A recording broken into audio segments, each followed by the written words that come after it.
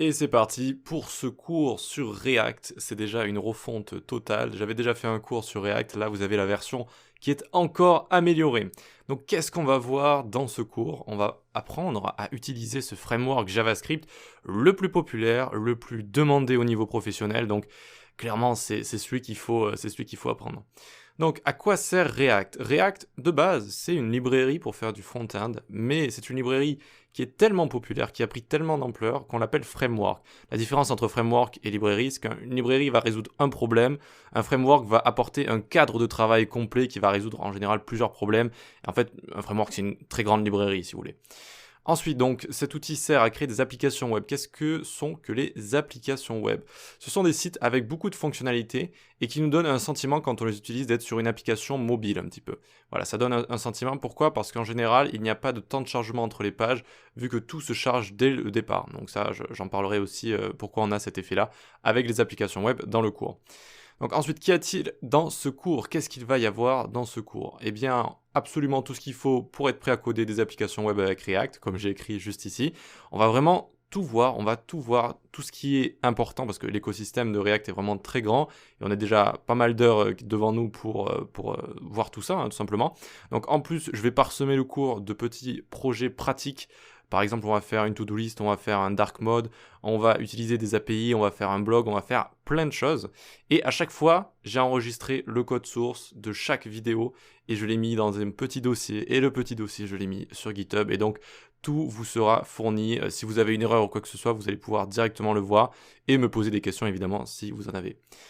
Ensuite donc, on va avoir différentes parties. Alors c'est normal si il y a des choses qui ne vous parlent pas du tout, hein, si vous n'avez encore jamais fait de React, mais c'est pour vous expliquer un petit peu globalement ce qu'on va voir. Et vous avez peut-être déjà entendu parler de quelques petites choses. Donc pour commencer, on va faire un grand rappel JS pour se remémorer tout ce qui a été rajouté depuis ES6, donc depuis 2015. Donc vraiment tout ce qui va nous intéresser du côté de la programmation fonctionnelle. Et aussi, pas seulement des rajouts, mais juste par exemple, qu'est-ce que c'est qu'une fonction d'ordre supérieur, qu'est-ce que c'est qu'une fonction callback, enfin ce genre de choses pour vraiment être prêt à bien démarrer la formation du bon pied. Ensuite, on va voir la création de notre première app, on va utiliser Create React App qui va être un outil génial. On va voir ce que c'est que le state, c'est très important, les props aussi, le JSX, les composants qui vont faire notre application et comment utiliser le CSS avec React. Donc ça, ce seront les bases de React qu'on va voir ensemble. Ensuite, partie 2, on va aller plus en profondeur. On va créer notre to-do list, on va faire des rendus conditionnels. Ça fait partie de quelque chose de très important parmi les frameworks JS. Ce sont les rendus conditionnels. On va utiliser un framework CSS, on va utiliser Bootstrap avec React. On va voir comment on peut utiliser comme ça un framework CSS avec React, mais ensuite vous pouvez utiliser celui que vous voulez quand vous voulez. Les événements dans le détail, comment on gère les événements avec React.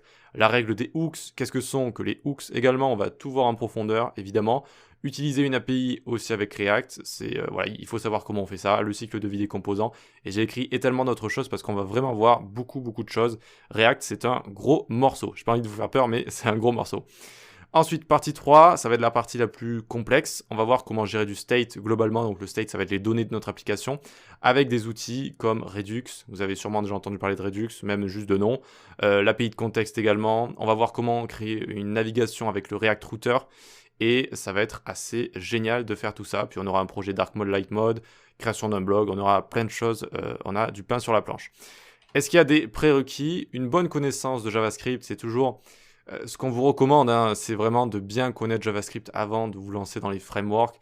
Et c'est pas pour vous embêter, hein, c'est vraiment, sinon vous allez vous lancer, ok, vous pouvez vous lancer, mais vous allez vous casser les dents et vous allez regretter, vous allez être là, non, c'est trop dur, ou alors je suis pas assez bon ou bonne pour faire tout ça, je suis pas assez intelligent ou quoi que ce soit.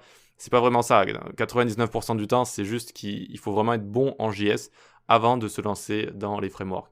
Donc il faut être bon en fonction, il faut connaître la portée, les fermetures, les boucles, les conditions, tout ce qui est fonction callback, fonction d'ordre supérieur, tout ce qui gravite autour de tout ça. Il faut être bien à l'aise avec tout ça, le mot-clé 10 et compagnie.